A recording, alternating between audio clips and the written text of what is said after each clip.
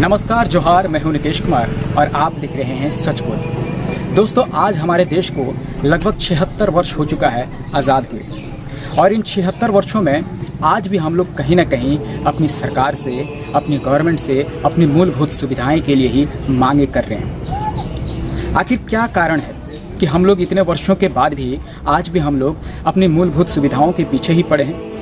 दोस्तों, हमें तो लगता है कि इसके पीछे सिर्फ और सिर्फ एक ही कारण है, और वह यही है कि हमारे भ्रष्ट नेता, हमारे चोर नेता की वजह से ही आज कहीं न कहीं हम लोग अपनी मूलभूत सुविधाओं के चक्कर में ही पड़े हैं। अभी मैं इस वक्त बरही प्रखंड के रसोईया धमना पंचायत के पुरहरा गांव में स्थित हूं, और आप यहां देख सकते हैं कि इस सड़क का क्या हाल होता है। यहाँ दोस्तों मैं आप सबको बता दूं कि अभी जो फ़िलहाल 2 दिनों की जो बारिश हुई है, 2 दिन, इस 2 दिनों में इस सड़क की हाल ये ऐसा हो गया है।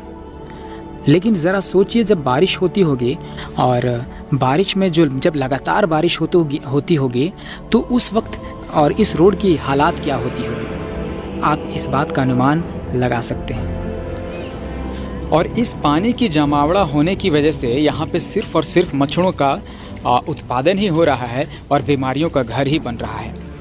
जी हाँ दोस्तों, और ऐसा नहीं है कि हमारे जो प्रतिनिधि हैं, चाहे वो मुखिया हो चाहे वो विधायक हो, वे लोग हमारे गांव नहीं आते हैं या फिर इस गांव में उनका आगमन नहीं होता है।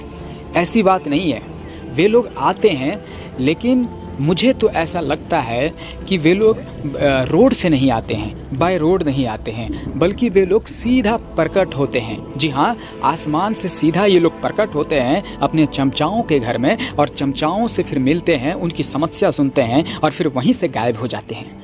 गांव का भ्रमण तो करते ही नहीं है रोड से। और मुझे ऐसा लगता है कि अगर ये लोग गांव का भ्रमण करते, बाय रोड यहाँ पे आते, तो शायद ये इस रोड की जो समस्या है और यहाँ की जो ये आप देख सकते हैं कि जो हालात है, ये शायद उन लोगों को दिखता, और नहीं दिख रहा है। इसका मतलब तो हम लोग यही अनुमान लगा सकते हैं कि ये लोग शायद रोड से नहीं आते हैं, सीधा प्रकट होते हैं।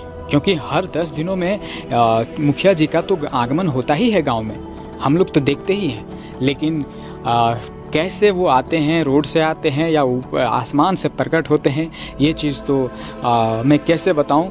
और हमें तो यही लगता है कि ये लोग आसमान से ही प्रकट होते हैं, और शायद इसीलिए इस रोड का ये हाल हुआ है और इसका अभी तक मरम्मत नहीं किया गया है। और अगर विधायक जी का बात करें तो वो भी हमारे गांव आते हैं साड़ी बांटने के लिए या धोती बांटने के लिए। जब भी वो आते हैं उसके बाद फिर जब वो चले जाते हैं, उसके बाद हमें सूत्रों के अनुसार पता चलता है कि विधायक जी का आगमन हुआ था हमारे गांव में।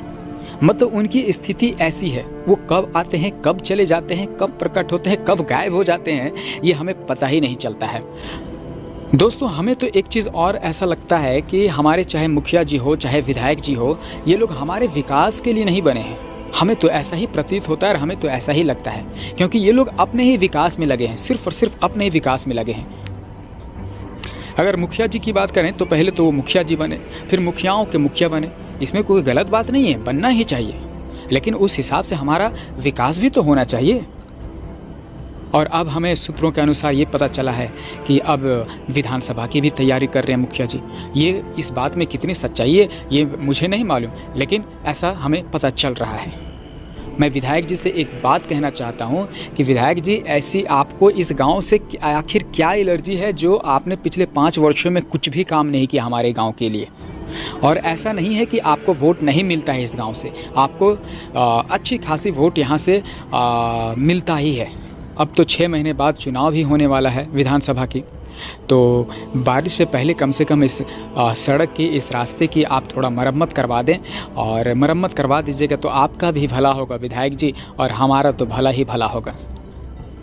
क्योंकि आपसे ही गुजारिश कर सकते हैं, मुखिया जी से हम लोग उम्मीद भी नहीं कर सकते हैं इस चीज़ का। फिर आप एकदम फुल कॉन्फिडेंस से हमारे गाँव आइएगा विधायक जी वोट मांगने के लिए, और हम लोग फुल कॉन्फिडेंस में आपको वोट करेंगे, फिर से करेंगे आपको। तो कम से कम इस समस्या का निवारण आप ज़रूर से ज़रूर कर दीजिए। तो दोस्तों, अगर आपके आसपास भी अगर ऐसी स्थिति है और आपके मुखिया, सरपंच या फिर विधायक जी के द्वारा वो काम नहीं हो रहा है, तो आप हमें बता सकते हैं। हम आवाज़ उठाने की पूरी कोशिश करेंगे, क्योंकि आज जिस तरीके से हमारे बरही विधानसभा में भ्रष्टाचार बढ़ गया है, इससे हमें जब तक अपनी आवाज़ मजबूती से जब तक हम लोग अपनी आवाज़ नहीं रखेंगे, नहीं उठाएंगे, तब तक ना हमारा काम होगा और ना ही ये भ्रष्टाचार खत्म होगा। तो चलिए मैं आपसे विदा लेता हूँ, मैं फिर मिलूँगा आपसे। तब तक आप हमारे साथ बने रहिए। हमारे चैनल को लाइक, शेयर, सब्सक्राइब कर लीजिए। बहुत बहुत धन्यवाद।